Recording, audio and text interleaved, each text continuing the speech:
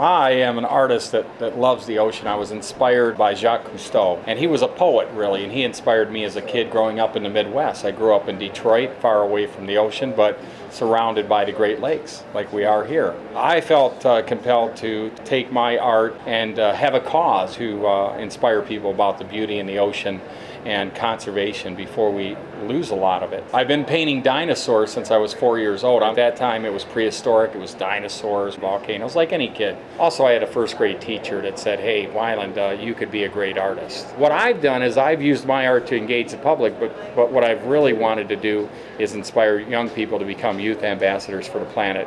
And those are the investments that I make. And I tell people, if you want to protect the environment today, talk to us. If you want to protect it for the future, you've got to get the kids involved, and that's what the Wyland Foundation does. I'm really proud of it. I was always envisioning myself as being a diver like Jacques Cousteau, going into the ocean and taking all that beauty and sharing it through my art. So when I was 14, I got to visit Southern California. I went to a little town called Laguna Beach, California, where I now live. Ironically, I was there in the winter when the gray whales were migrating along the shore. 2 whales spouted right in front of me and fluked the whale tail.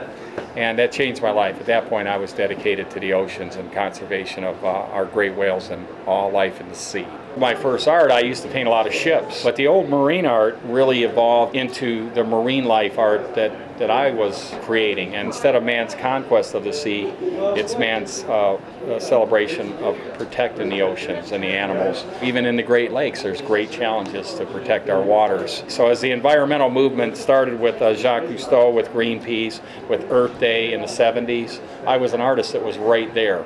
So I took all that message and I've been using my art ever since. This gallery is owned by the Schaefer brothers, and I like to immerse myself in my collectors and my friends. And when people hang it on the wall, when they wear it, you know, they think I don't notice, but I notice. So anyway, if you buy my art, I get visiting rights.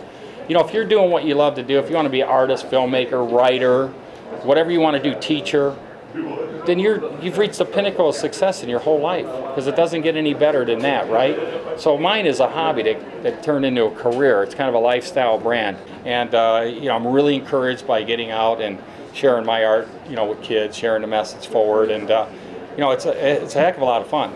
It's a good gig. I hope your kids watching that want to be an artist, go for it. It's the best job on the planet.